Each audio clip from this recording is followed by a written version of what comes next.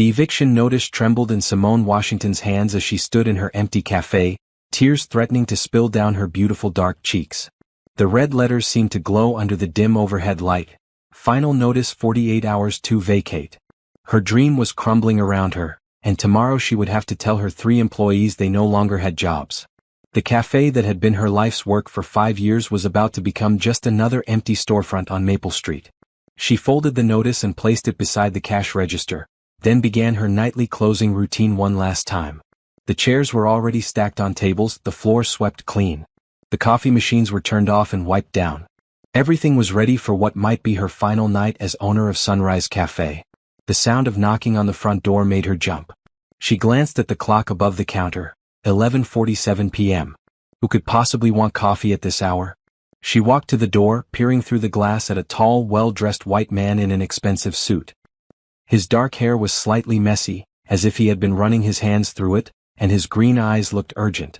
"We're closed," she called through the glass. "Please," he said, his voice muffled but sincere. "I need to speak with you. It's Jonathan Pierce. I've been coming here for weeks." Simone recognized him now. The quiet man who ordered black coffee every morning at exactly 7:30 a.m. and always left a generous tip. He never caused trouble, always said please and thank you.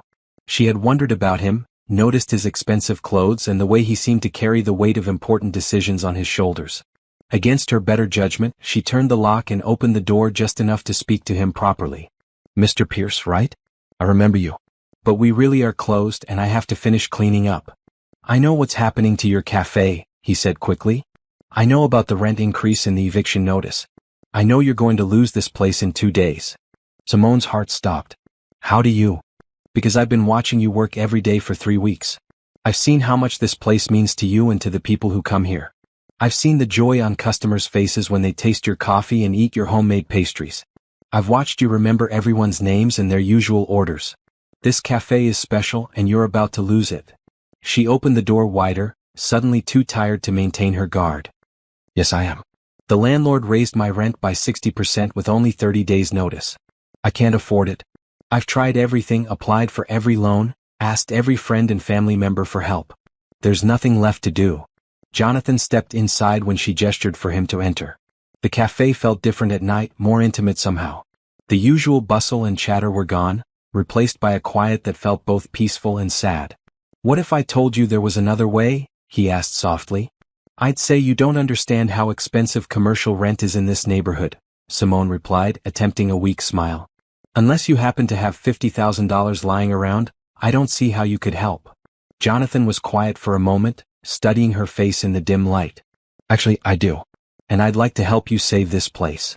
Simone stared at him, certain she had misheard. "I'm sorry, what did you say?" "I said I have the money and I want to help you.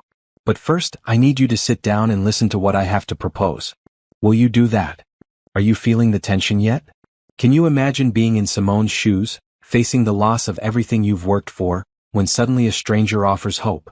If this story is pulling at your heartstrings, please subscribe and let me know in the comments what you think Simone should do. Would you trust this mysterious offer?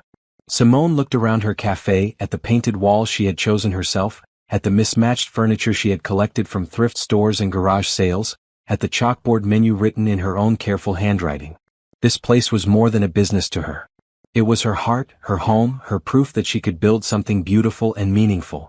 "Okay," she said finally, pulling down 2 chairs from the nearest table. "I'll listen." They sat across from each other, and Jonathan leaned forward with his hands clasped together. "My name is Jonathan Pierce, and I'm the CEO of Pierce Development Corporation. We build commercial properties all over the city." Simone's eyes widened. She had heard of Pierce Development. They were one of the biggest companies in the state. "The thing is," Jonathan continued, "I've been successful in business, but I've never found a place that felt like home until I started coming here. Your cafe represents everything I believe community should be. It's warm, welcoming, and real. The people who come here aren't just customers, they're neighbors. You've created something special, and I don't want to see it disappear." "That's very kind of you to say," Simone said carefully, "but I still don't understand how you can help." "I want to become your business partner," Jonathan said simply. "I'll provide the capital to pay your back rent, cover the increased monthly rent for the next 2 years, and fund renovations and upgrades. In exchange, I'd like to own 30% of the business and have input on major decisions. You would remain the majority owner and the heart of this place. Simone felt dizzy. You want to give me money to save my cafe? I want to invest in something that matters. I've spent my whole career building empty office buildings and shopping centers. I want to be part of something that brings people together instead of just generating profit. She studied his face, looking for signs of deception or hidden motives. All she saw was sincerity and hope. Why would you do this for someone you barely know? Because sometimes you meet a person or find a place that changes how you see the world. This cafe has done that for me. The way you treat people, the care you put into everything you make, the community you've built, it's shown me what I've been missing in my own life. Simone felt tears starting to form again, but these were different from the tears of despair she had been holding back all evening.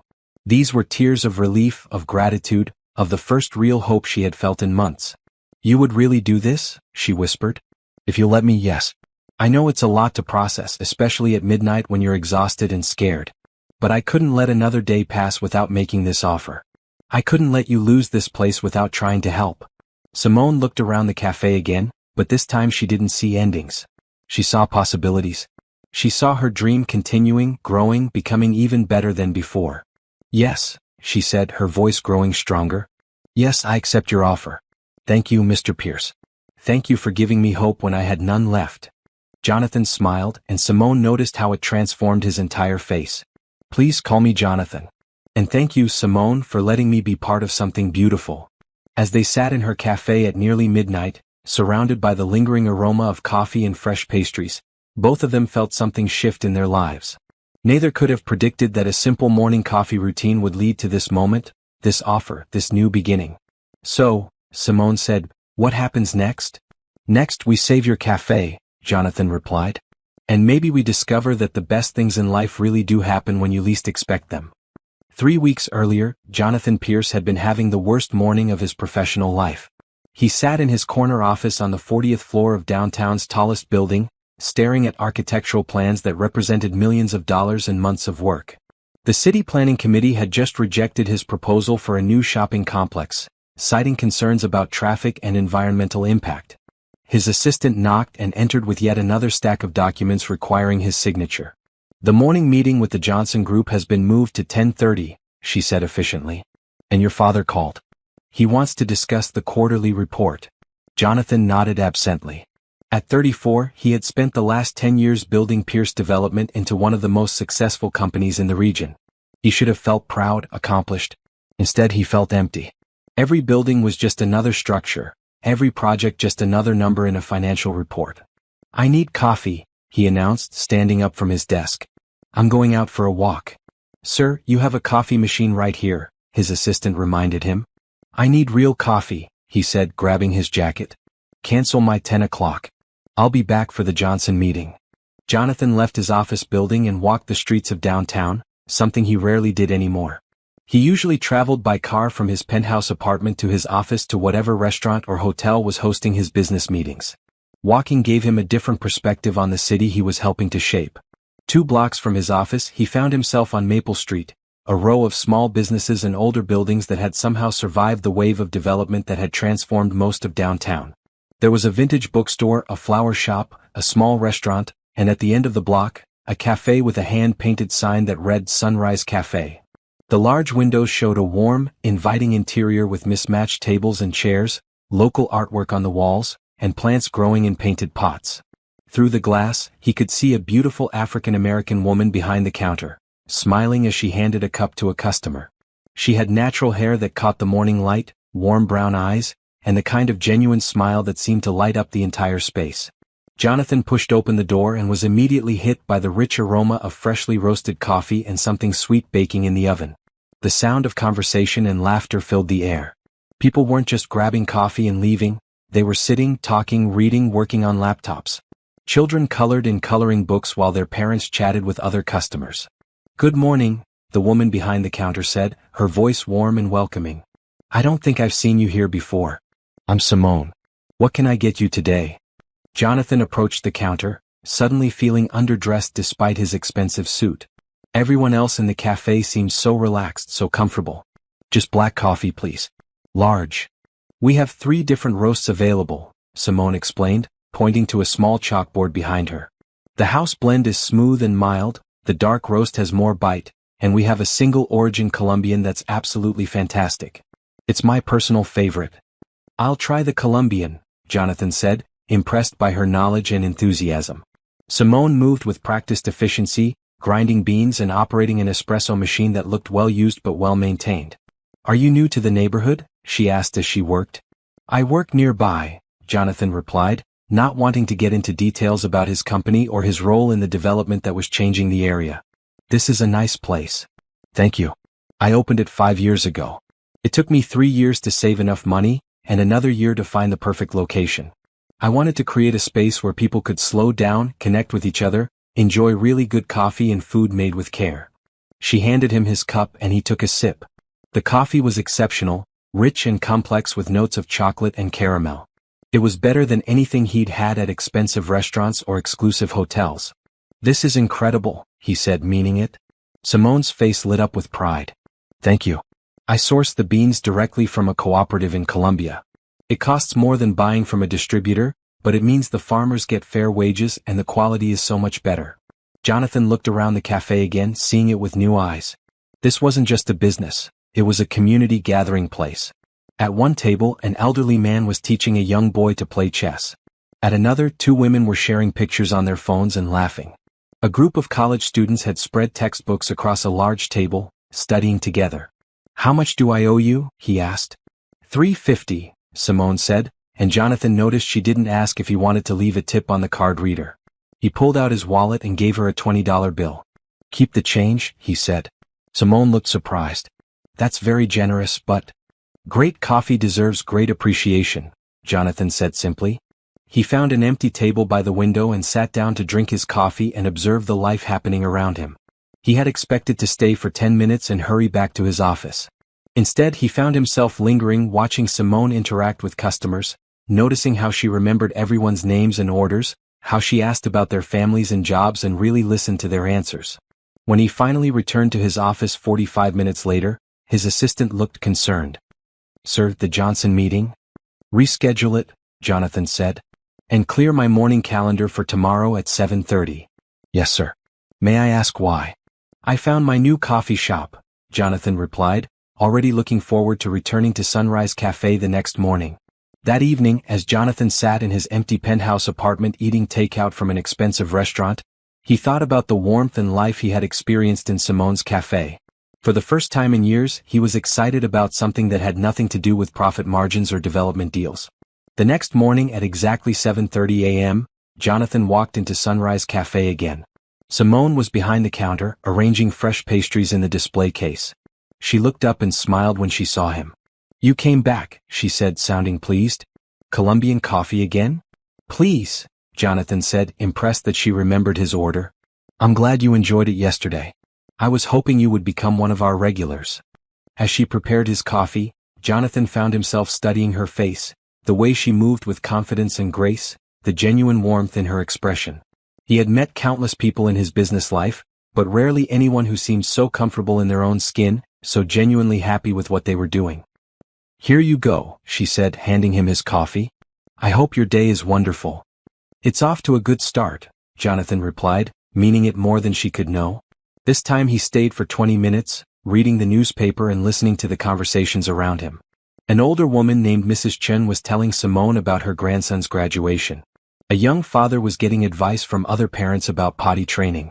A college student was asking Simone's opinion about different study spots in the cafe. When Jonathan left, he realized he was smiling. He couldn't remember the last time his morning had felt so normal, so human. He came back the next day and the day after that. By the end of the week, Simone greeted him by name and had his coffee ready before he reached the counter. You're very punctual, she observed on Friday morning. 7:30 exactly every day. I like routine, Jonathan said.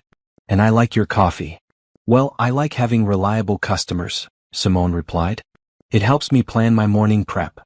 As Jonathan walked to his usual table, he overheard Simone telling another customer about the different local artists whose work was displayed on the cafe walls, how she rotated the exhibitions monthly to give emerging artists exposure. She talked about the book club that met on Wednesday evenings and the acoustic music nights she hosted on Fridays. Jonathan realized that in just 1 week, he had learned more about community and human connection from watching Simone than he had in years of business networking. She wasn't just serving coffee, she was creating a place where people belonged. By the end of his second week as a regular customer, Jonathan found himself looking forward to his morning visit to Sunrise Café more than any other part of his day. It had become the bright spot in his routine, the moment when he felt most like himself rather than like the CEO everyone expected him to be. He began to notice things about the cafe that revealed both its charm and its challenges. The equipment was older but well maintained. The furniture was mismatched but comfortable. The decorations were clearly done on a budget but with incredible creativity and taste. Most importantly, he noticed Simone. Her passion for what she did, her genuine care for every customer, her ability to create warmth and community in a world that often felt cold and disconnected. Jonathan didn't know it yet, but he was falling in love. Not just with the cafe but with the remarkable woman who had created it and the life she represented. A life built on purpose, connection, and the belief that small acts of kindness could make the world a better place. By the beginning of his third week at Sunrise Café, Jonathan had become such a regular that other customers started to recognize him. The elderly man who played chess with his grandson nodded politely when Jonathan walked in each morning. The college students had begun including him in their debates about local politics and social issues. Mrs. Chin always asked about his work, though he kept his answers vague. "You know," Simone said on Monday morning as she prepared his usual Colombian coffee, "I still don't know what you do for a living. You're always dressed so nicely, but you never seem stressed about getting to work on time." Jonathan hesitated. He had been dreading this question because he wasn't sure how Simone would react to learning he was part of the development industry that was changing her neighborhood. "I work in commercial real estate," he said finally, which was technically true without being complete. "That sounds interesting," Simone said, handing him his coffee. "Are you involved in any of the new construction happening downtown?" "Some of it," Jonathan replied carefully. "It's amazing how much the city is changing," Simone continued, wiping down the counter. "Some of it is good, I suppose. More jobs, more housing. But I worry about small businesses like mine getting pushed out by higher rents and big chain stores." Jonathan felt a knot form in his stomach. His company was responsible for some of those changes. "Do you think about expanding?" he asked, trying to change the subject slightly. "Opening a second location?" Simone laughed, but not in a happy way. "I can barely afford to keep this location open. The rent has gone up every year since I opened, and it's getting harder to compete with the big coffee chains that can afford prime real estate and massive advertising budgets." "But you offer something they don't," Jonathan said earnestly. "Personal service, community, quality. I appreciate that, I really do. But caring doesn't always pay the bills." Simone's expression grew more serious. "I love this place more than anything, but some days I wonder how long I can keep it going." Jonathan wanted to tell her right then that money didn't have to be a problem, that he could help, that her cafe was too important to lose. But he knew she would be suspicious of such an offer from someone she had known for only 2 weeks. Instead, he spent longer in the cafe that morning, buying a pastry and staying to read rather than hurrying to his office. He watched Simone work, noticed how she put extra care into every cup of coffee, how she remembered details about customers' lives, how she solved small problems with creativity and resourcefulness. When Mrs. Chen mentioned that her arthritis was bothering her, Simone brought her a cushion for her chair without being asked. When the college student's laptop battery died, she had a charging station ready behind the counter. When a mother came in with a crying baby, Simone offered to warm up the bottle and provided a quiet corner table. "You're very good at this," Jonathan said when he brought his empty cup to the counter. "At making coffee?" Simone asked. "At making people feel cared for," Jonathan replied. Simone smiled, and Jonathan felt that familiar warmth spread through his chest. "That's the whole point, isn't it? Life is hard enough without people treating each other like strangers." On Tuesday, Jonathan arrived to find Simone looking frustrated as she worked with the espresso machine. It was making strange noises and producing weak, inconsistent shots. "Equipment problems?" he asked. "This machine is 12 years old," Simone said, giving it a gentle pat. "I bought it used when I opened and it's been faithful, but I think it's finally starting to give up on me." "What will you do if it breaks completely?" "Hope it doesn't happen until I can save enough to replace it. A good commercial espresso machine costs $15,000 or more. That might as well be $1 million right now." Jonathan made a mental note and spent his morning researching commercial coffee equipment on his phone. By afternoon, he had learned enough to have an intelligent conversation about espresso machines, grinders, and brewing techniques. Wednesday morning he brought up the subject casually. I was thinking about what you said about your espresso machine. Have you looked into refurbished equipment? There are companies that restore commercial machines to like new condition for about half the cost. Simone's eyes lit up with interest. Really? I hadn't thought of that. Do you know anything about coffee equipment? I've been learning, Jonathan said, which was true. I could send you some information if you'd like. That would be wonderful. Thank you. Jonathan spent his lunch break researching reputable equipment dealers and financing options. He emailed Simone a list of resources, carefully avoiding anything that might seem too generous or suspicious. Thursday morning, Simone greeted him with excitement. I called 3 of those companies you suggested. One of them has a restored machine that would be perfect for the cafe, and they offer payment plans. I never knew these options existed. I'm glad I could help, Jonathan said, meaning it deeply. You've been so kind to me, Simone said. Most customers just order coffee and leave. You actually listen and care about what happens here. This place has become important to me, Jonathan said honestly. Friday evening, Jonathan made a decision that surprised even him. Instead of going to his usual expensive restaurant, he stayed at the cafe for the weekly acoustic music night. He had heard Simone mention it several times but had never stayed to experience it. The cafe was transformed in the evening. The harsh fluorescent lights were replaced by warm lamplight and candles. About 30 people filled the space, sitting on chairs, couches, and even on the floor. A young woman with a guitar sat on a small makeshift stage in the corner, singing folk songs with a voice that was both powerful and tender. Simone moved through the crowd, serving coffee, tea, and homemade desserts. She had changed from her usual work clothes into a flowing skirt and soft sweater that made her look even more beautiful. When she noticed Jonathan sitting alone at a table near the back, her face showed genuine surprise and pleasure. You stayed, she said, approaching his table during a break between songs. I wanted to see what I've been missing, Jonathan replied. What do you think? Jonathan looked around the room at people of all ages enjoying music together, sharing conversation, creating community. I think this is what the world should look like more often. Simone sat down across from him. That's exactly why I started doing these nights. People need places to come together, to share something beautiful. We're all so isolated these days, living in our own digital bubbles. Music has a way of breaking down barriers. How did you learn to create all this? Jonathan asked. The cafe, the community events, the way you bring people together? I grew up in a house where our door was always open, Simone said. My grandmother used to say that food and kindness were the 2 things that could solve most of the world's problems. She taught me that creating space for people to feel welcome and valued was one of the most important things you could do with your life. She sounds like a wise woman. She was. She died 2 years ago, but I still hear her voice when I'm making decisions about the cafe. She would have loved seeing all these people together tonight. Jonathan felt a deep longing as he listened to Simone talk about her grandmother and her philosophy of life. He had grown up in a world of business dinners and networking events, where relationships were primarily transactional. The idea of opening your door to welcome strangers, of using food and kindness to solve problems, was completely foreign to his experience. I envy you, he said quietly. Why? You know who you are and what matters to you. You've built something meaningful. Simone studied his face in the candlelight. What about you? What matters to you? Jonathan was quiet for a long moment. I'm still figuring that out, he said finally. The music began again, and they listened together in comfortable silence. Jonathan found himself stealing glances at Simone, watching her face as she enjoyed the performance, noticing how she nodded encouragingly at the musician and smiled at other audience members. When the evening ended and the last customers had left, Jonathan helped Simone stack chairs and clean up. You don't have to do that, she protested. I want to help, Jonathan said simply. As they worked together, Jonathan realized that he felt more at peace in this small cafe at 11 p.m. than he ever felt in his penthouse apartment or corner office.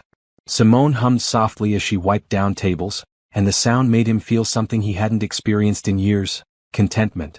Thank you for staying tonight, Simone said as they finished cleaning. It means a lot to have people who really appreciate what we're trying to do here.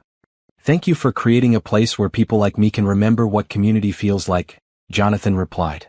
As he walked home through the quiet streets, Jonathan knew that something fundamental had shifted in his life.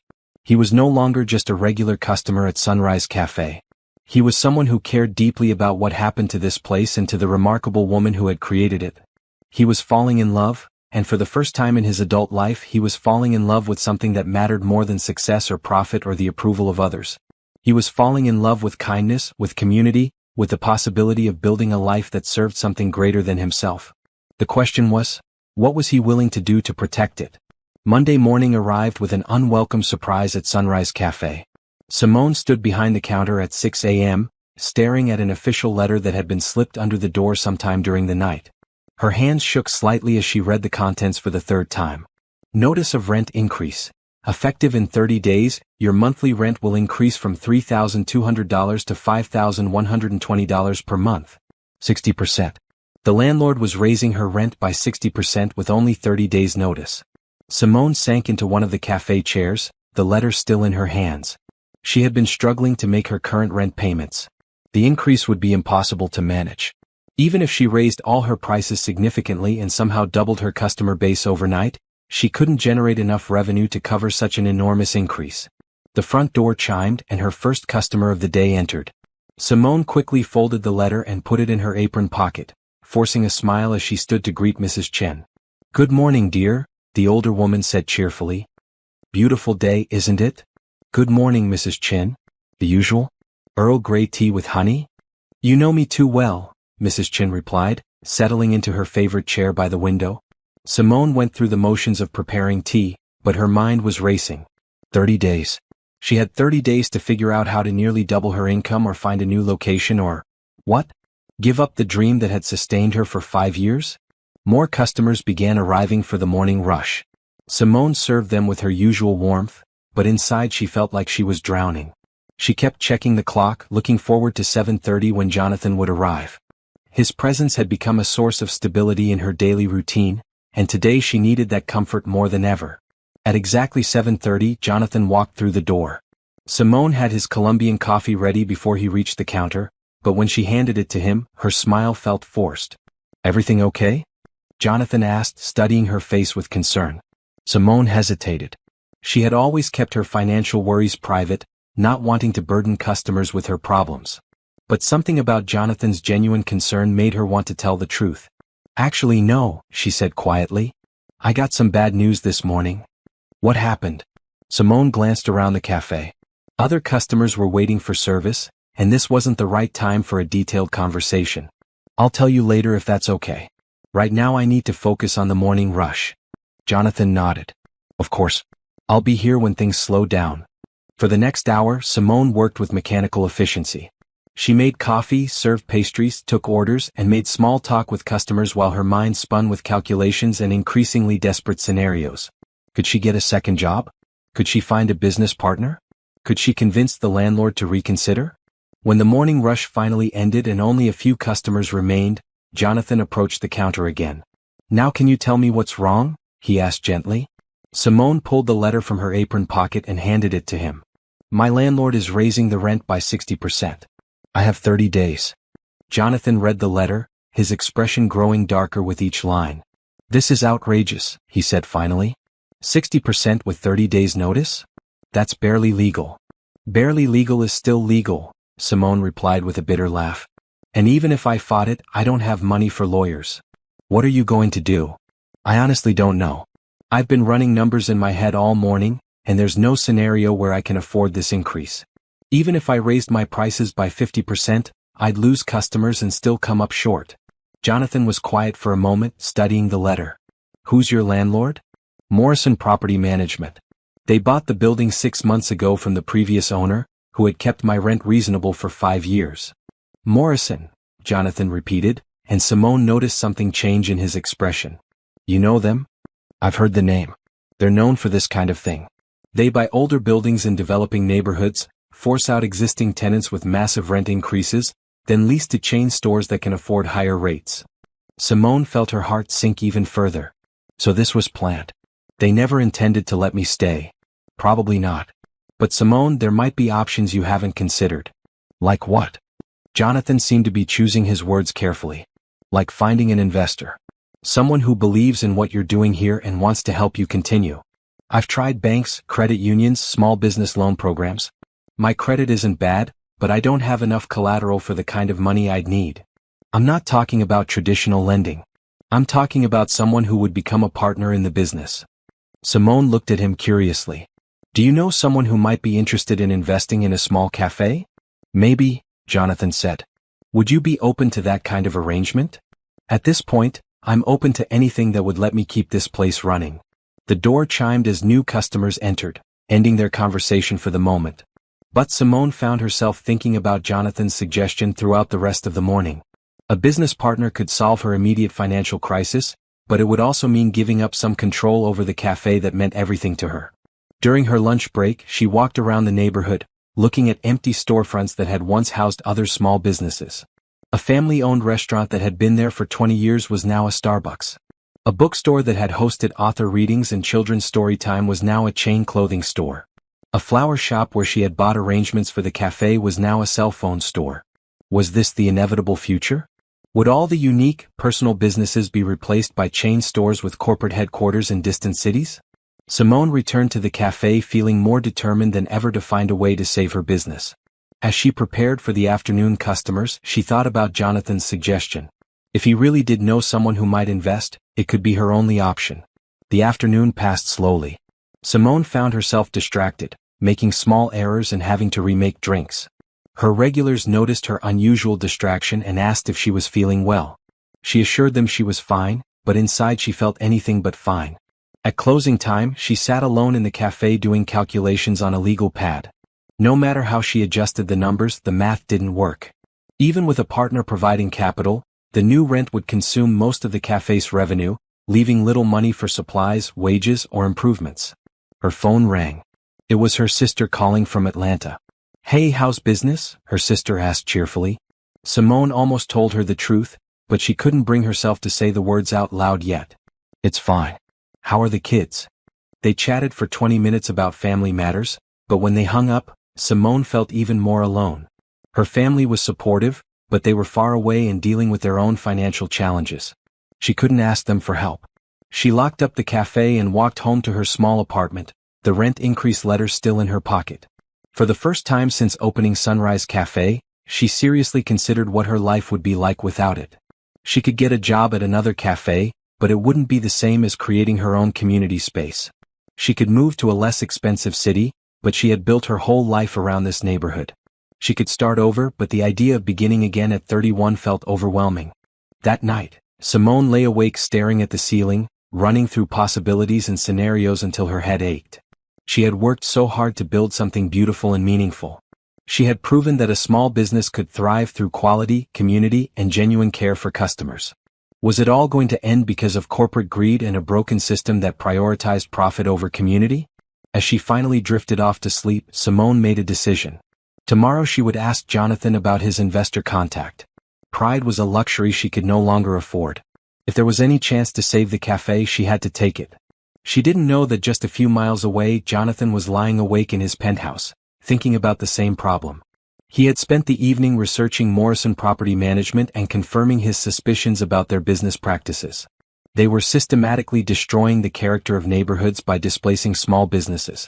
Jonathan had the power to stop what was happening to Simone, but he wasn't sure she would accept help from him if she knew the full truth about who he was and what he could do. Tomorrow he would have to decide how much of himself he was willing to reveal to save the woman and the place that had changed his life. Both of them fell asleep knowing that the next day would determine the future of everything that mattered most to them. Tuesday morning felt different from the moment Simone unlocked the cafe door. She had made a decision during her sleepless night, and though it scared her, she felt relieved to have a plan. When Jonathan arrived at his usual time, she was ready. Colombian coffee? She asked, though she had already started preparing it. Please, Jonathan said, studying her face. You look like you didn't sleep much. I've been thinking about what you said yesterday. About finding an investor. Simone handed him his coffee, her hands steadier than they had been the day before. If you really do know someone who might be interested, I'd like to meet them. Jonathan was quiet for a moment, holding his coffee cup without drinking from it. Actually, there's something I need to tell you first. Something I should have told you weeks ago. Simone felt a flutter of anxiety. What is it? Can we sit down? This might take a few minutes. They moved to Jonathan's usual table by the window. The morning rush hadn't started yet, so they had relative privacy. Jonathan set down his coffee and looked directly at Simone. When you asked about my work, I told you I was in commercial real estate. That's true, but it's not the whole truth. Simone waited, sensing that whatever he was about to say was important. I'm the CEO of Pierce Development Corporation, Jonathan said quietly. Simone's eyes widened. Everyone in the city knew Pierce Development. They were responsible for most of the new construction downtown, including several projects that had displaced older businesses. You're telling me you're? She paused, trying to process this information. You're one of the people changing this neighborhood. Yes, Jonathan said simply. And I know how that must sound, especially given what's happening with your rent. Simone leaned back in her chair, studying his face as if seeing him for the first time. Why didn't you tell me this before? Because I was afraid you'd stop talking to me. I was afraid you'd see me as part of the problem instead of someone who cares about what happens to this place. Are you part of the problem? Simone asked directly. Jonathan was quiet for a long moment, considering her question seriously. I have been, yes. For 10 years, I've built shopping centers and office complexes without thinking much about the communities they affected. I've focused on profit and growth without considering what was lost in the process. And now I understand what I've been missing. Coming here every morning, watching you create community, seeing how much this place means to people. It's changed how I think about everything. Simone absorbed this information, her mind racing. So when you suggested finding an investor, I was talking about myself, Jonathan said. I want to help you save the cafe. Not as a business deal or a tax write-off, but because this place has shown me what development should really be about. Building communities, not just buildings. You want to invest in my cafe? I want to become your partner if you'll have me. I can provide the capital to pay the rent increase and fund improvements. You would remain the majority owner and maintain complete creative control. I'd be a silent partner, contributing money and business expertise while you continue to run the daily operations. Simone stared at him, trying to understand the implications of what he was offering. How much money are we talking about?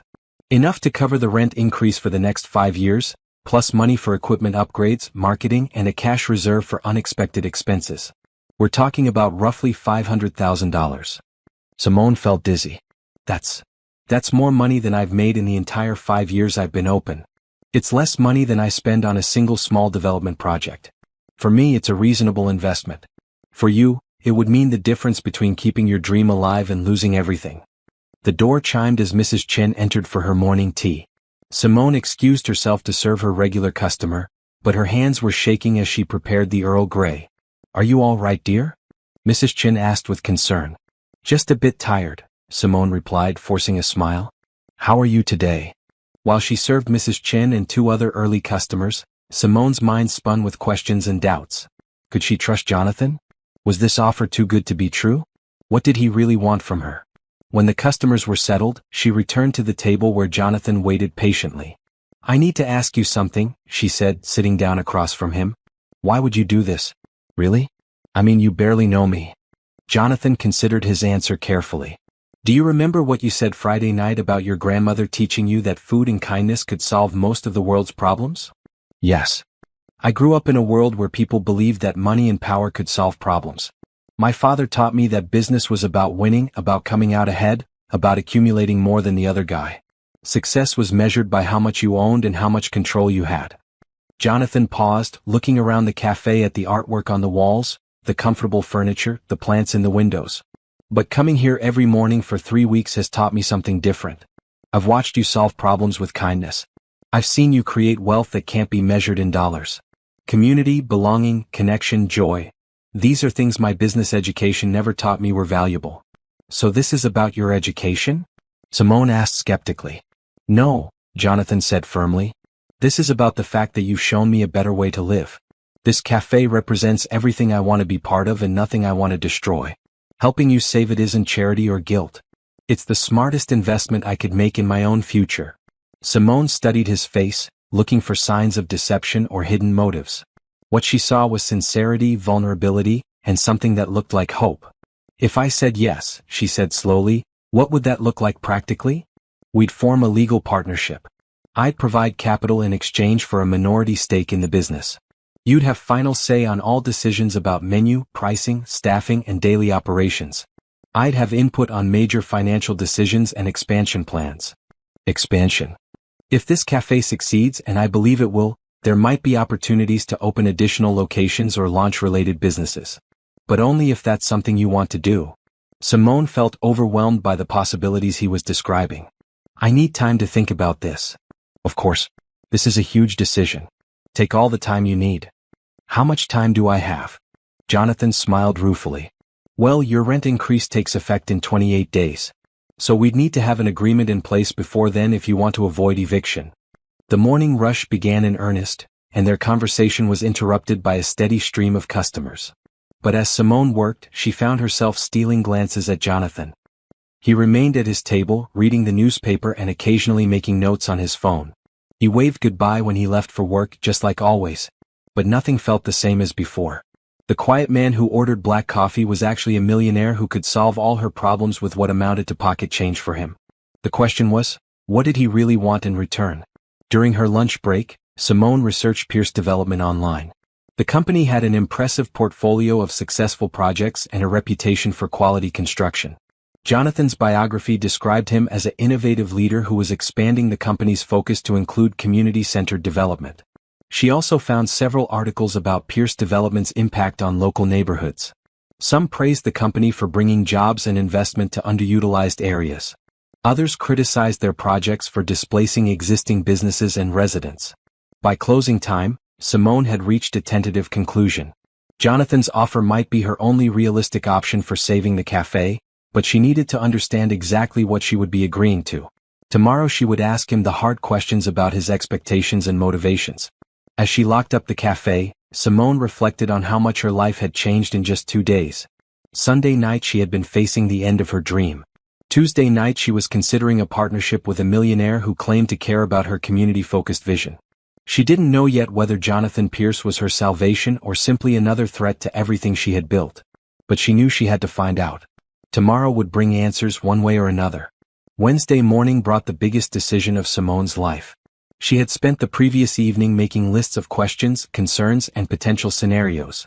She had even called her best friend from college for advice, though she couldn't bring herself to reveal the full scope of Jonathan's offer. When Jonathan arrived at 7:30, Simone had his coffee ready and a quiet corner table reserved for their conversation. The morning rush could wait. I've been thinking about your proposal, she said without preamble as they sat down. And? I have questions. A lot of them. Jonathan nodded. Ask me anything. Simone consulted the notes she had written on a napkin. First, what exactly would you want from this partnership? And please be honest about your motivations, not just the nice things you think I want to hear. Jonathan appreciated her directness. Honestly, I want to be part of something that matters. I've spent 10 years building structures without building community. I want to use my business skills and resources to help create the kind of place I wish existed more often in the world. That sounds very idealistic for a CEO. Maybe it is. But idealism that produces results is just good business with a conscience. Simone made a note on her napkin. What kind of return on investment would you expect? I'd expect the cafe to become profitable enough to sustain itself and pay reasonable dividends. I'm not looking for huge returns, but I also wouldn't want to subsidize losses indefinitely. This needs to work as a business, not just as a charitable endeavor. How much control would you want over daily operations? Almost none. You understand this community and this business better than I ever could. My role would be to provide capital, business strategy advice when requested, and support for expansion if that becomes relevant. Simone checked another question off her list. What happens if we disagree about something major? The partnership agreement would specify that you have final authority on all matters related to customer service, menu, staffing, and cafe culture. I'd have input on major financial decisions, lease negotiations, and expansion plans. For anything we can't resolve through discussion, we'd have a mediator. What happens if one of us wants out of the partnership? We'd include buyout clauses that protect both of us. If you wanted to end the partnership, you'd have the right to buy out my share at fair market value. If I wanted out, you'd have first right of refusal before I could sell to anyone else. Simone was impressed by how thoroughly he had thought through the practical details. You've done this before. I've structured a lot of business partnerships. The key is making sure everyone's interests are aligned and protected. The door chimed as early customers began arriving. Simone glanced toward the counter, torn between continuing their conversation and serving her regulars. Go ahead, Jonathan said. I'm not going anywhere.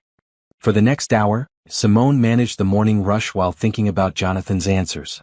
Everything he had said sounded reasonable, even generous. But she had learned to be suspicious of offers that seemed too good to be true.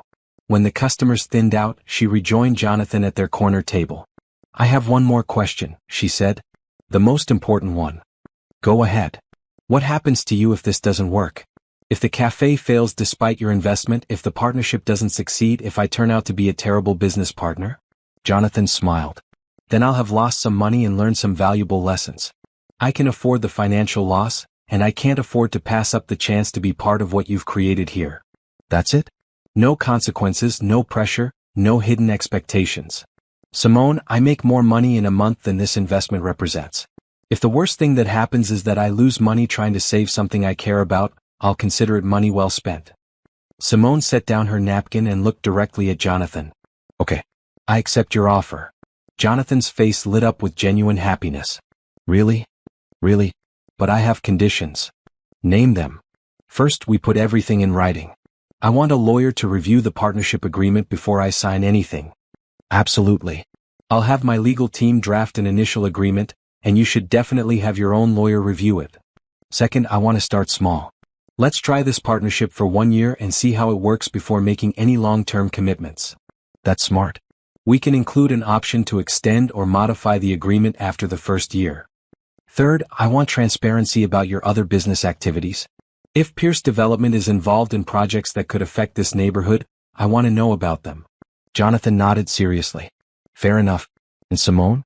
I want you to know that this partnership might actually influence how Pierce Development approaches other projects. Working with you could help us become the kind of company that builds communities rather than destroying them." "That would be wonderful, but let's focus on saving this cafe first."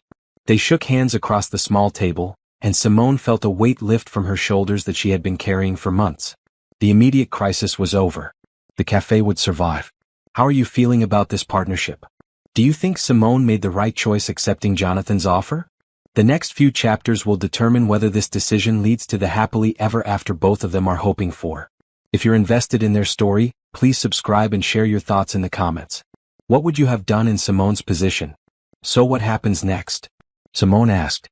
"Next, I call my lawyer and have her start drafting the partnership agreement. I'll also set up a meeting with your landlord to discuss the rent situation." "You can do that?" "I have experience negotiating commercial leases. Sometimes landlords are willing to be more reasonable when they're dealing with someone who understands the legal and financial implications of their decisions." Simone felt another wave of relief. She had been dreading the conversation with Morrison Property Management, but having an experienced negotiator handle it sounded like a blessing. "How long will all this take?" "The legal paperwork might take a week or two, but I can arrange for immediate interim funding if needed. Your rent increase doesn't take effect for 3.5 weeks, so we have time to do this properly." As they talked through timelines and next steps, Simone found herself studying Jonathan's face with new appreciation. This morning he had gone from being a regular customer to being her business partner. The man who had been part of her daily routine for 3 weeks was now going to be part of her future. "Jonathan," she said as their conversation wound down, "why is this so important to you? I mean, I understand everything you've said about community and meaningful work, but there has to be more to it." Jonathan was quiet for a moment, choosing his words carefully. "Do you remember the first Friday night I stayed for the music?" "Yes." "That night, watching you move through the room, seeing how you made everyone feel welcome and valued, it was the first time in years I felt like I was seeing how life could be lived differently. Better." "What do you mean?"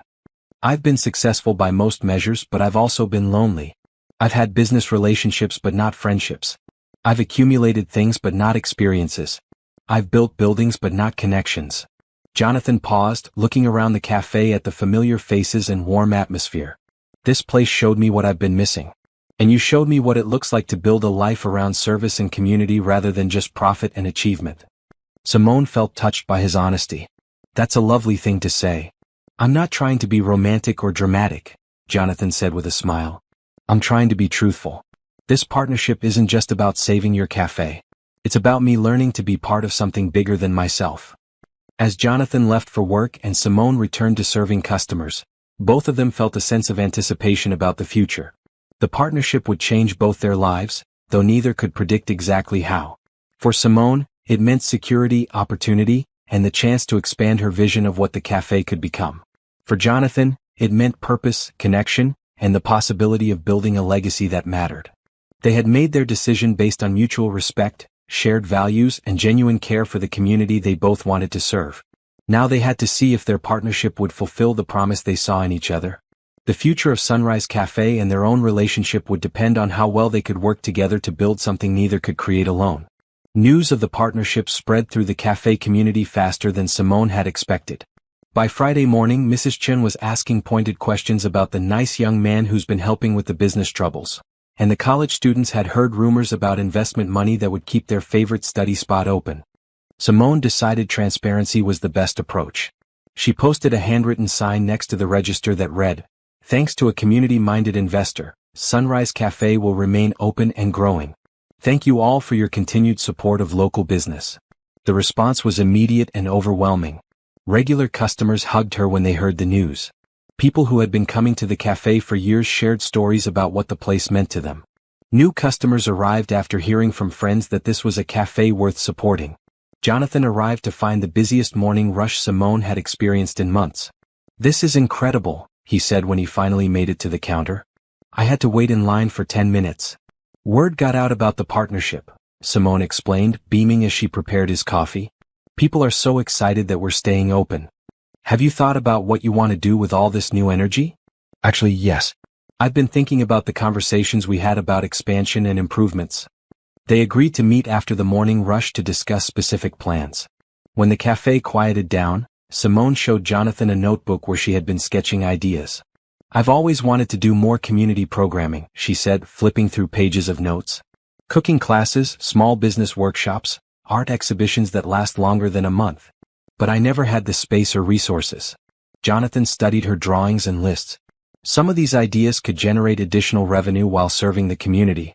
Cooking classes especially. "Do you think people would be interested?" "Are you kidding? You have customers asking for your recipes every day. A monthly cooking class featuring your most popular dishes would probably sell out." Simone felt excited about the possibilities.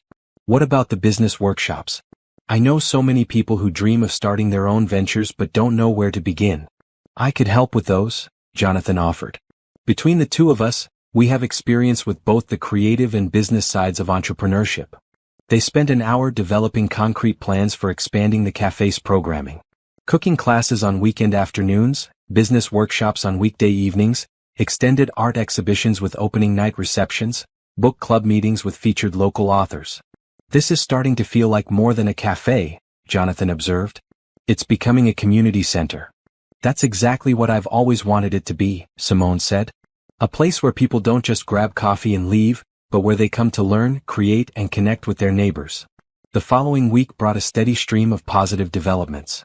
Jonathan's lawyer completed the partnership agreement, which Simone's own legal counsel approved with minor modifications. The meeting with Morrison Property Management resulted in a compromise. Instead of a 60% rent increase, they agreed to a 25% increase with a 5-year lease that included annual increases capped at 3%. "How did you get them to negotiate?" Simone asked when Jonathan reported the results. "I pointed out the legal vulnerabilities in their original notice and suggested that a reasonable compromise would serve everyone's interests better than a lengthy court battle." "You didn't threaten them, did you?" "I didn't have to. They knew they had overreached and they knew I had the resources to fight them if necessary. Sometimes the threat is implied rather than stated." With the rent crisis resolved and the partnership formalized, Simone felt free to focus on improvements and expansion. The first priority was replacing the aging espresso machine. Jonathan arranged for the delivery and installation of a top-of-the-line commercial machine that would improve both the quality and consistency of the coffee service. The day the new machine arrived, regular customers gathered to watch Simone test its capabilities. The difference in coffee quality was immediately apparent, earning applause from the assembled crowd. "This is the best coffee you've ever made," declared Mr. Patterson, a retired professor who had been a daily customer for 3 years. "And that's saying something," added Mrs. Chin, "because your coffee was already wonderful." Simone demonstrated the machine's steaming wand by creating elaborate latte art for several customers. Word spread on social media, and by afternoon the cafe was busier than it had been since the partnership announcement. "I think we need to talk about hiring additional staff," Jonathan suggested during a quiet moment. "You can't handle all this increased business alone." "I've been thinking about that too," Simone said. I know two people who might be perfect. College graduates who are passionate about food service and community engagement. Within a week, Simone had hired Jennifer, a recent sociology graduate with Café experience, and Marcus, a culinary school graduate who specialized in pastries and baked goods. Both understood the Café's community-focused mission and were excited to be part of its growth. The first cooking class was scheduled for the following Saturday afternoon. Simone planned to teach her grandmother's recipe for sweet potato pie, along with techniques for making perfect pie crust from scratch. She had expected maybe 8 or 10 people to sign up. 25 people registered within 3 days. We're going to need a bigger space for these classes, Simone realized as she looked at the registration list. What about the empty storefront next door? Jonathan suggested. It's been vacant for 6 months. We might be able to negotiate a short-term lease for weekend programming. The idea of expanding into additional space felt simultaneously thrilling and terrifying to Simone. 6 months ago, she had been struggling to pay rent for one location. Now she was considering leasing a second space for classes and events. Are you sure we're not moving too fast? She asked Jonathan. Growth always feels fast when you're in the middle of it, he replied. But everything we're doing builds on what you've already created here. We're not changing the cafe's essential character, we're just giving it more room to flourish. The Saturday cooking class was a tremendous success. Participants ranged from teenagers to retirees, all eager to learn Simone's techniques and recipes. The atmosphere was warm and collaborative, with experienced cooks helping beginners and everyone sharing stories about family food traditions. This feels like the dinner parties my grandmother used to host, said one participant, an elderly woman who had recently moved to the neighborhood. That's exactly what I was hoping for, Simone replied. Food has a way of bringing people together across all kinds of differences. By the end of the class, several participants had signed up for the following month's session on homemade bread baking. Others were asking about the business workshop series that was scheduled to begin the following week. As Simone cleaned up after the class, with Jonathan helping to wash dishes and stack chairs, she realized how much her life had changed in just a few weeks. The cafe was busier than ever, the community programming was exceeding her wildest expectations, and she had a business partner who shared her values and supported her vision. Thank you, she said as they finished cleaning. For what? For believing in this place. For taking a chance on partnership with someone you barely knew. For helping me turn a dream into something even bigger than I imagined. Jonathan smiled. Thank you for showing me what community really means. This partnership has been the best decision I've made in years. As they stood in the cafe surrounded by the evidence of their successful collaboration, new equipment, full class rosters, happy customer testimonials, both Simone and Jonathan realized that their professional partnership had evolved into something deeper. They were building more than a successful business. They were creating a model for how commerce and community could support each other, and they were discovering that their shared values extended far beyond their work together. The question neither was ready to address directly was whether their partnership might become something more personal as well as professional. But the foundation of trust, respect, and shared purpose they had built together was certainly strong enough to support whatever might develop between them in the future. The success of the cafe's expansion brought Simone and Jonathan together more often and for longer periods.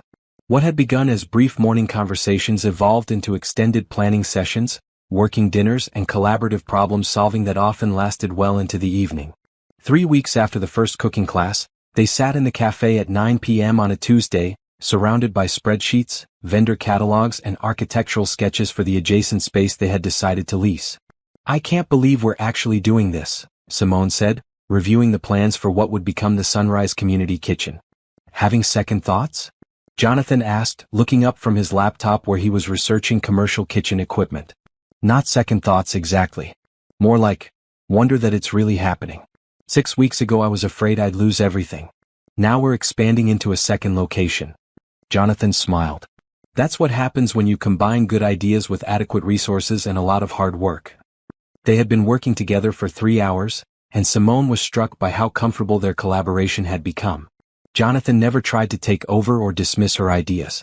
Instead, he asked thoughtful questions that helped her think through implications and possibilities she might have missed. What are you thinking about? He asked, noticing her contemplative expression. Just, this partnership. How well we work together. I wasn't sure what to expect when we started. What did you expect? Simone considered her answer. I guess I was afraid you'd want to change everything about the cafe. Make it more corporate, more focused on profit than community. And instead, you've helped me do everything I always wanted to do but never thought was possible. Jonathan closed his laptop and gave her his full attention. Can I tell you something? Of course. Working with you has been the most satisfying professional experience of my life. Not just because the cafe is successful but because of how you approach every decision. You always think about the human impact first. That's how my grandmother taught me to think. She must have been an amazing woman. She was. She used to say that business without heart is just selfishness dressed up in fancy clothes. Jonathan laughed. I wish I had known her. She sounds like she would have had some choice words about the way I used to run my company. How did you used to run it? Efficiently. Profitably. With very little consideration for anything that couldn't be measured in dollars and cents. Simone studied his face in the warm light of the cafe. What changed? You did. This place did. Seeing what business could look like when it's built around service instead of extraction.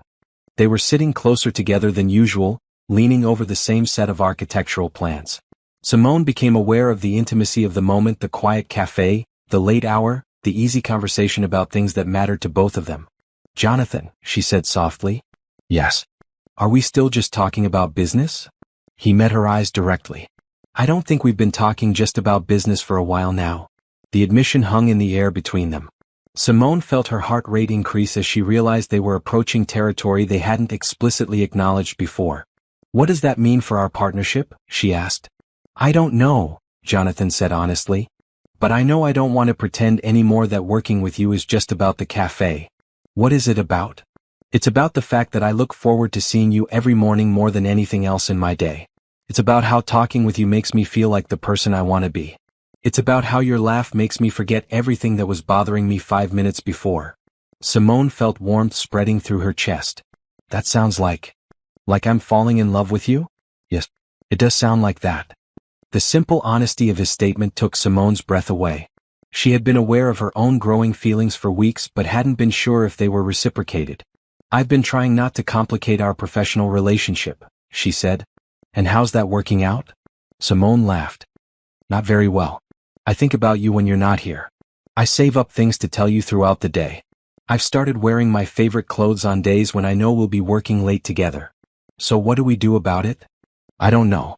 I've never been in business with someone I had feelings for. Jonathan reached across the table and took her hand. Maybe we don't have to figure everything out tonight.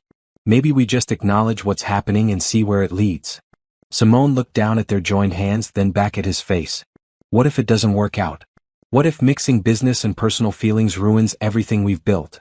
What if it makes everything we've built even better? You're very optimistic for a businessman. I'm very optimistic about you. About us. Simone felt the last of her resistance melting away. The truth was, she had been falling for Jonathan since their second week of morning conversations. His kindness, his genuine interest in her ideas, his willingness to use his resources to support rather than control everything about their partnership had shown her the kind of person he really was. Okay, she said. Okay, what? Okay, let's see where this leads. Jonathan squeezed her hand gently. Are you sure? I'm sure that I don't want to spend any more energy pretending I don't have feelings for you. I'm sure that working with you has been one of the best experiences of my life. And I'm sure that I want to find out what happens next. They sat in comfortable silence for a moment, hands still joined across the table covered with business plans and architectural drawings. The contrast struck them, both discussing commercial kitchen layouts while acknowledging they were falling in love. This is probably not how most people transition from business partners to whatever we're becoming, Simone observed. Nothing about our relationship has been typical so far, Jonathan replied. Why start now? Good point. Besides, I like that we built trust and friendship and shared purpose before we admitted to romantic feelings. It's a solid foundation. Very solid, Simone agreed. Built on mutual respect and compatible values. And excellent coffee. Simone laughed. Don't forget the excellent coffee. As they finally packed up their paperwork and prepared to lock up the cafe, both Simone and Jonathan felt the excitement of a new beginning layered onto the satisfaction of professional success. Their partnership had saved the cafe, exceeded their business projections, and created meaningful community programming. Now it was evolving into something personal as well as professional. Jonathan, Simone said as they stood by the door, keys in her hand. Yes. I'm really glad you knocked on my door that night. I'm really glad you let me in. They shared their first kiss standing in the doorway of Sunrise Café, surrounded by the lingering aroma of coffee and fresh pastries, with the warm lights of the community they had built together glowing behind them. It felt like the perfect beginning to whatever came next. 2 months into their romantic relationship, Simone and Jonathan faced their first serious challenge as both business partners and a couple. It arrived in the form of Marcus Williamson, a local developer with a reputation for aggressive business tactics and a personal grudge against Jonathan. Williamson had been bidding against Pierce Development on several major projects over the past year, losing most of them due to what he claimed were Jonathan's unfair advantages and insider connections. When he learned about Jonathan's investment in Sunrise Café, he saw an opportunity for revenge. The first sign of trouble came on a busy Friday morning when Simone noticed a man in an expensive suit taking photos of the cafe from across the street. He wasn't being subtle about it, and when she waved, he quickly got into a black sedan and drove away. "That's odd," she mentioned to Jonathan when he arrived for his morning coffee. "What kind of photos was he taking?" "It looked like he was documenting the exterior, the signage, maybe the customer traffic." "Do you think he's from the city? Some kind of health or safety inspection?" Jonathan frowned. "I'll look into it." The following Monday, Simone received a visit from someone identifying herself as Sarah Mitchell from the local business journal. She asked to interview Simone about her partnership with prominent developer Jonathan Pierce and its impact on the neighborhood. "It's wonderful that successful business people are choosing to support local enterprises," the reporter said with a smile that didn't reach her eyes. "Tell me, how did you and Mr. Pierce first meet?" Simone answered the questions carefully, focusing on the cafe's community mission and the positive impact of the partnership. But something about the interview felt off. The reporter seemed more interested in the personal relationship between Simone and Jonathan than in the business aspects of their collaboration. "Are you and Mr. Pierce romantically involved?" the reporter asked directly. "I don't see how that's relevant to a story about local business," Simone replied. "Our readers are always interested in the human side of business stories. And there are rumors." "I think we're done here," Simone said, standing up from the table. The reporter left, but not before taking several more photos of the cafe interior and exterior. That afternoon, Jonathan called Simone with concerning news. "I think I know who's behind these inquiries. Marcus Williamson has been asking questions about our partnership around town." "Who's Marcus Williamson?" "A competitor who's lost several major contracts to my company recently. He's not known for taking rejection gracefully." "What kind of questions is he asking?" "About the terms of our partnership, about whether city regulations are being properly followed, about the nature of our personal relationship." Simone felt a chill of anxiety. "Is he trying to cause problems for the cafe?" "He's fishing for anything he can use to embarrass me or damage my reputation. Unfortunately, you might get caught in the crossfire." "What should we do?" "For now, nothing. Keep running the cafe normally, continue our expansion plans, and don't let him intimidate you. I'll handle Williamson directly." But Williamson proved to be more persistent and creative than either of them expected. Over the next 2 weeks, Sunrise Café faced a series of minor but disruptive problems. A health inspector arrived unannounced for an extremely detailed inspection. A building code official found violations in the adjacent space they were renovating that required expensive fixes. The fire department conducted a surprise safety inspection during the lunch rush. Each inspection found minor issues that needed to be addressed, but nothing serious enough to shut down operations. It felt like harassment disguised as regulatory oversight. "This is not normal," Simone said after the third unexpected inspection in 2 weeks. "Other small businesses don't get this much attention from city officials." "No, they don't," Jonathan agreed grimly. "Williamson has connections throughout the city bureaucracy. He's calling in favors to make life difficult for us." "Can't we file a complaint? Report him for harassment?" "It's hard to prove unless he does something overtly illegal. Right now, he's working through official channels, even if his motives are personal." The stress began to affect both the cafe's operations and Simone and Jonathan's relationship. Simone found herself snapping at employees over minor mistakes. Jonathan became distracted during their evening planning sessions, constantly checking his phone for messages from lawyers and city contacts. "I feel like we're under attack," Simone said one evening as they sat in the empty cafe reviewing the latest round of compliance requirements. "We are under attack," Jonathan replied. "But we're not going to let him win. What if this never stops? What if he keeps finding new ways to harass us indefinitely? Then we outlast him. We keep doing good work, serving the community, and building something he can't tear down." Simone admired Jonathan's determination, but she could see the toll the situation was taking on him as well. He looked tired, stressed, and angry in a way she had never seen before. "This is my fault," he said suddenly. "You wouldn't be dealing with any of this if you hadn't partnered with me." "Don't say that. Our partnership has been the best thing that's happened to this cafe. But it's also brought you problems you never would have had otherwise." Simone reached across the table and took his hand. "Jonathan, listen to me. Every good thing in life comes with challenges. That doesn't mean the good things aren't worth having. Even when the challenges affect people you care about? Especially then. Because that's when you find out what you're really made of." Their conversation was interrupted by a knock on the cafe door. Through the glass, they could see a tall, well-dressed man with silver hair and an expensive suit. "That's Williamson," Jonathan said quietly. "What does he want?" "Only one way to find out." Jonathan unlocked the door and stepped outside, closing it behind him so that Simone was protected inside the cafe. She could see them talking but couldn't hear the conversation through the glass. The discussion lasted about 10 minutes. Jonathan remained calm throughout, but Simone could see the tension in his posture. Williamson gestured frequently and seemed to be speaking in an aggressive, intimidating manner. Finally, Williamson walked away and Jonathan came back inside. "What did he want?" Simone asked immediately. "He offered to make all the regulatory problems go away if I withdraw from 3 current development projects and agree not to bid on 2 upcoming ones." "That's extortion." "Yes, it is. And it confirms that he's behind all the inspections and harassment." "What did you tell him?" Jonathan smiled grimly. "I told him that I don't negotiate with bullies, and that his tactics are only making me more determined to succeed." "How did he respond to that?" "He said things might get more difficult for both of us before they get better." Simone felt a flash of anger. "He threatened us?" "He implied it. But Simone, I want you to know something. Whatever happens, I'm not backing down. I won't let him use you to get to me." "Good," Simone said firmly. "Because I'm not backing down either. This cafe represents everything I believe in, and our partnership represents everything I hope for. If he wants a fight, he's got one." Jonathan looked at her with admiration and love. "Are you sure? This could get worse before it gets better." "I'm sure. We built something beautiful together, and we're not going to let someone tear it down because he's bitter about losing business deals.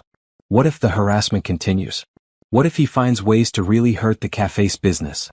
Then we'll deal with it together. That's what partners do." Jonathan pulled her into his arms, holding her close in the quiet cafe. "I love you," he said softly. "I love you too. And I believe in what we're building here. Not just the business but the life we're creating together. Even if that life comes with complications you never asked for? Especially then. Because the best things in life are worth fighting for." As they locked up the cafe and walked home together through the quiet streets, both Simone and Jonathan felt the strength that comes from facing challenges as a united team. Williamson's harassment was serious, but it had also clarified what mattered most to them.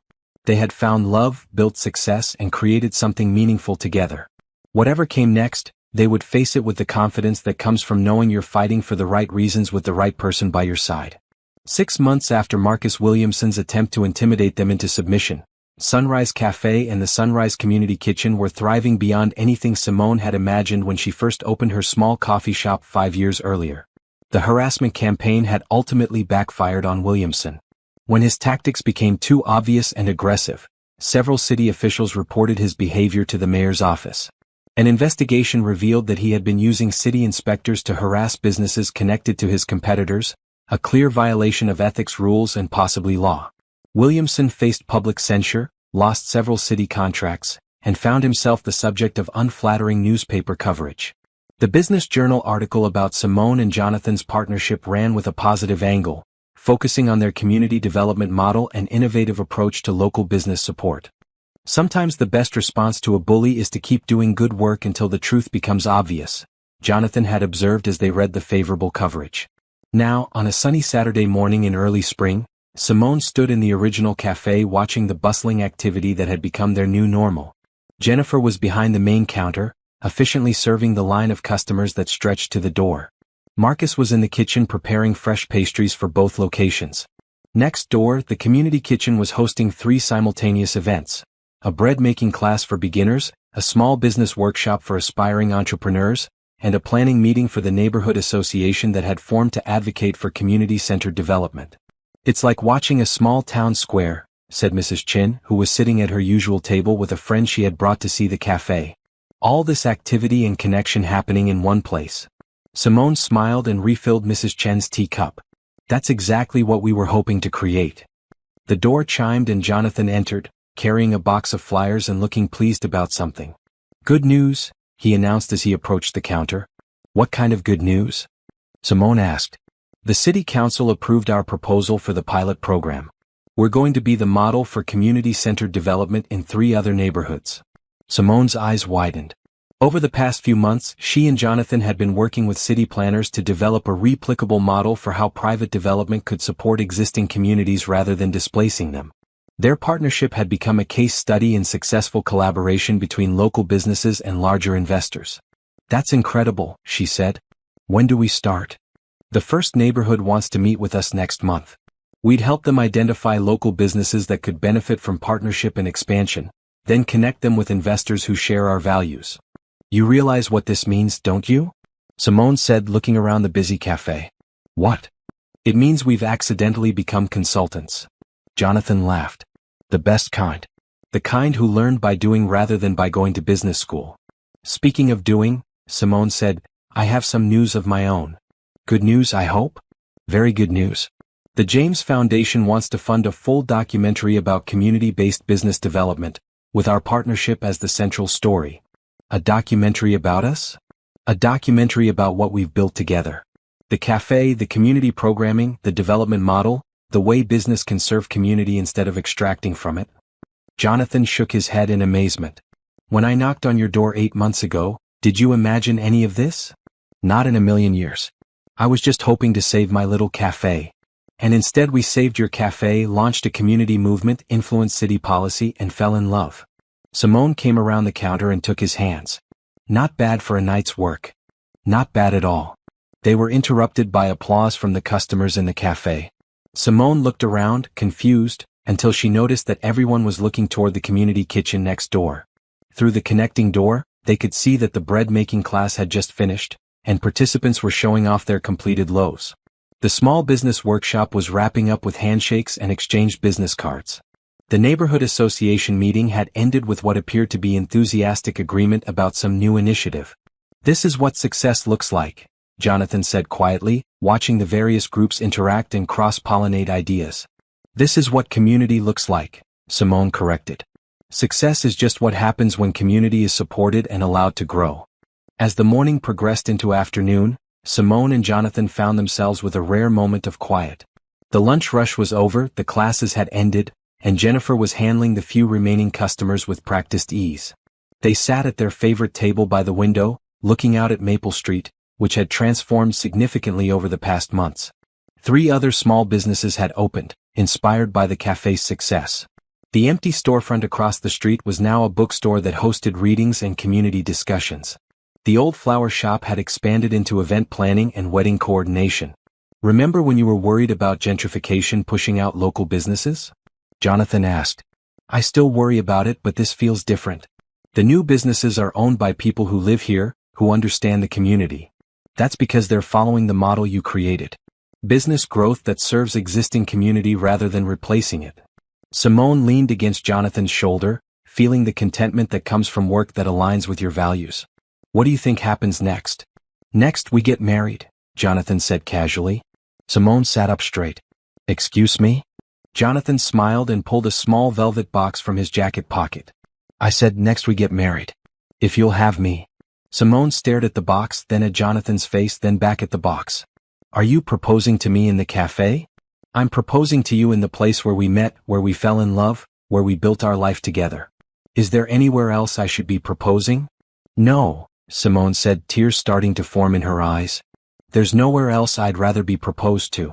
Jonathan opened the box to reveal a simple, elegant ring with a stone that caught the afternoon light beautifully. Simone Washington, will you marry me? Yes, she said without hesitation. Yes, absolutely, completely yes. As Jonathan slipped the ring onto her finger, the customers in the cafe began applauding again. Mrs. Chen was crying happy tears. Jennifer was taking photos with her phone. Marcus emerged from the kitchen with a bottle of champagne that he claimed to have been keeping for exactly this occasion. How long have you been planning this? Simone asked as Jonathan kissed her. Since the night you accepted my business proposal, he replied. I knew then that I wanted to spend my life with you. Even though you barely knew me? I knew everything I needed to know. You were kind, brave, hardworking, and committed to making the world better. What else could I possibly need to know? Simone looked around the cafe at their friends and customers celebrating with them, then at the community kitchen where people were still gathered in conversation, then at the street outside where other small businesses were serving their own communities. I love you, she said to Jonathan. I love you too. And I love what we've built together. What do you think we'll build next? I don't know, Jonathan said, taking her hand and admiring the ring that sparkled in the afternoon sunlight. But I know it will be something beautiful. As they sat in Sunrise Café surrounded by the community they had nurtured together, Simone and Jonathan felt the deep satisfaction that comes from using your gifts to serve something larger than yourself. They had saved a small business, created a movement, influenced policy, and found love. Most importantly, they had learned that the best dreams are the ones you build together, one day at a time, with kindness as your guide and hope as your fuel. The afternoon sun streamed through the cafe windows, illuminating the faces of people who had found not just good coffee and community programming, but a model for how life could be lived with purpose, connection, and love. It was the perfect beginning to whatever came next.